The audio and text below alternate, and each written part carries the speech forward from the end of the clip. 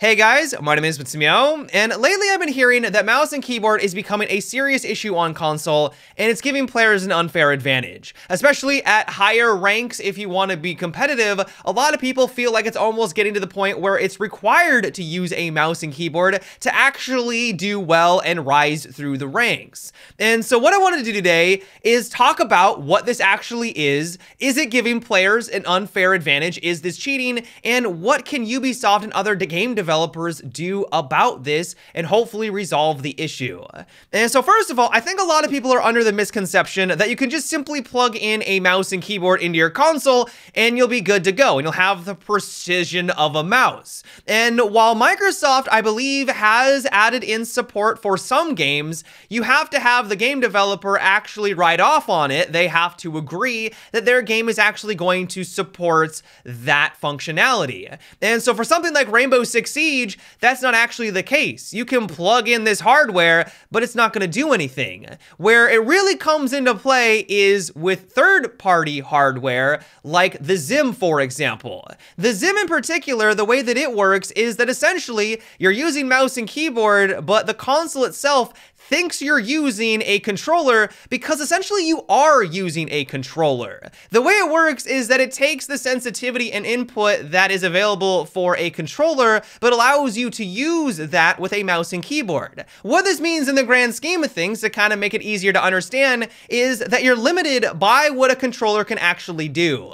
If you're expecting someone who is using this device to have the same kind of precision that they would have on PC, you're probably going to be in for a rude awakening. You really are limited by what a controller can actually do because at the end of the day, you are using a controller just with a different inputs. And so where the issue arises, and the reason why I and a lot of people think that this is giving players an unfair advantage, is because you can ramp up that sensitivity. While everyone else is using the slower sensitivity while they're using their controller so they can have some resemblance of accuracy, you're able to bump that sensitivity all the way up to max and have that pinpoint-like precision. It may not be exactly like it is on PC, but after some practice, you'll get good enough where it makes it much easier to check corners, you can quickly move around the map much more fluidly, and you can have those flick shots a lot more reliably. That right there is where the advantage lies. Now, the real question is, though, is something like this cheating? For me personally, and I think a lot of people out there would agree, that this does give players an unfair advantage. Even a lot of game developers like Apex Legends has come out and stated that this is something that they don't condone and they're looking into the matter.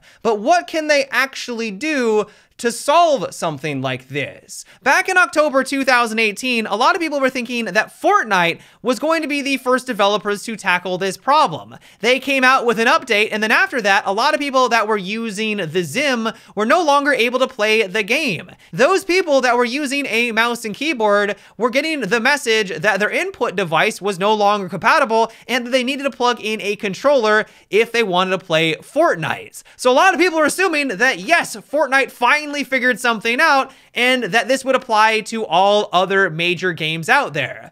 Sadly, that doesn't seem to actually be what happened. To my understanding, this was just a bug or a glitch, and then after they were able to either update Fortnite once again or the hardware, it no longer was a problem, and all these players that weren't allowed to play with a mouse and keyboard all of a sudden could once again. The reason why this is so difficult for developers to solve is because, like we said earlier, the actual console itself thinks that you are using a controller. It doesn't even recognize that you're using a mouse and keyboard because it's going through this other hardware. That's really where this issue lies. Now, all hope isn't lost. Apex Legends has come out and said that they have some ways to be able to detect people that are using a mouse and keyboard and that they don't condone it and that they're going to be updating us sometime in the future of what they're going to be doing about this issue.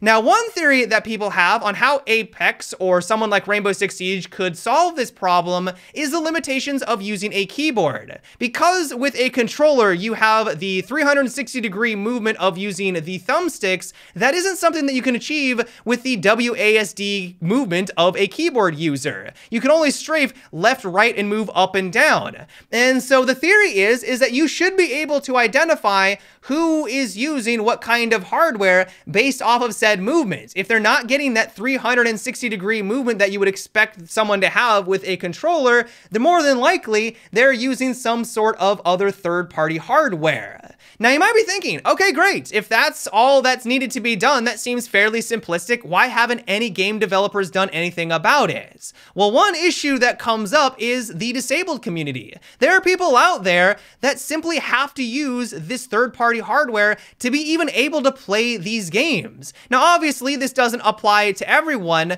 but there are players out there that need this hardware to be able to enjoy video games, and to outright deny them or ban their accounts because they're using that wouldn't be a good look. And I would argue that is something that they should not do. Those players should not be punished because of the circumstances that they have to live with. That would be completely unacceptable. And so hopefully you can kind of see why it's so difficult for these game developers to solve this issue. One way they could maybe go about it is by simply putting these players in a separate queue.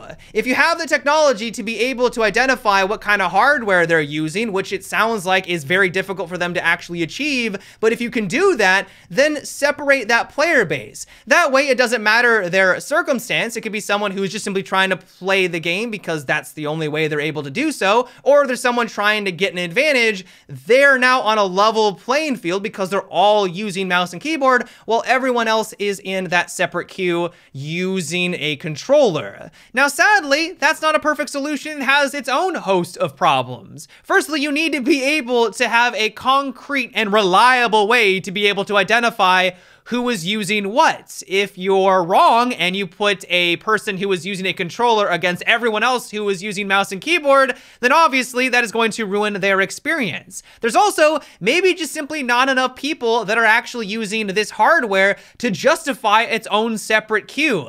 If all of a sudden they're now going to have to wait 20 to 30 minutes just to simply find a match, then that's also not going to be optimal. Now I realize some people are going to say like good, because they shouldn't even be on console to begin with. If they want to use a mouse and keyboard, they should play on PC. But once again, going back to some people are required to use this, and I know that not everyone is using mouse and keyboard because they have a disability. Like, I get that, but there are people out there that do, and to then force them in a 20, 30 minute or whatever it is queue, that really isn't the best scenario as well. Another solution to this may just be cross-platform. Cross-platform has become much more mainstream lately. More and more game developers are getting on board. Microsoft and Sony are working together in this respect, at least for some video games out there. And if this becomes the norm, then that of course is going to increase the player base across the board. And so that problem that we had before with queue times may no longer be an issue. And so once again, it's going to hinge on, can you detect if they're using a mouse and keyboard? But as soon as you do so, you can just pair those people against PC players.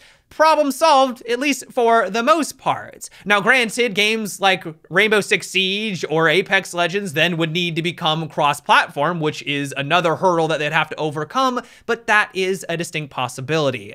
And so all in all, I'm not really sure what can be done to solve this. And we're sort of getting mixed signals. On the one hand, we're hearing from Apex Legends that they can detect this problem and that they're going to be taking steps in the future to try to stop these kind of players. But on the other hand, we're hearing from games like Rainbow Six Siege, Ubisoft, and Overwatch that this is a issue that needs to be resolved from console manufacturers. This is a Microsoft and Sony problem. So I don't really know what to believe. Overall, though, I really hope that this video sheds some light on this issue. I wish it was as black and white as people plugging in a mouse and keyboard and getting that advantage, and that game developers could easily identify that, but that's just simply not the case. It's much more complex. Maybe in the future, this issue will keep compounding on itself and it will get so large that game companies and game developers have to take a firmer stance, or maybe Microsoft and Sony really have to step on in. Blizzard basically came out and said that it's really up to Microsoft and Sony at this point, and their hands are tied. I believe that Ubisoft even stated that. And so if it does get to that point, maybe finally something will be done. But at least in the meantime, it does feel like we're in a bit of a limbo. But yeah, guys, that is about it for today's video. I hope you enjoyed. Let me know what you thought about what we discussed today. Do you think that mouse and keyboard is becoming a really large issue and that something needs to be done? Have you not really encountered it all that much? Let me know what you guys think and your experiences down below. But yeah, guys, until next time, have a good one and take it easy.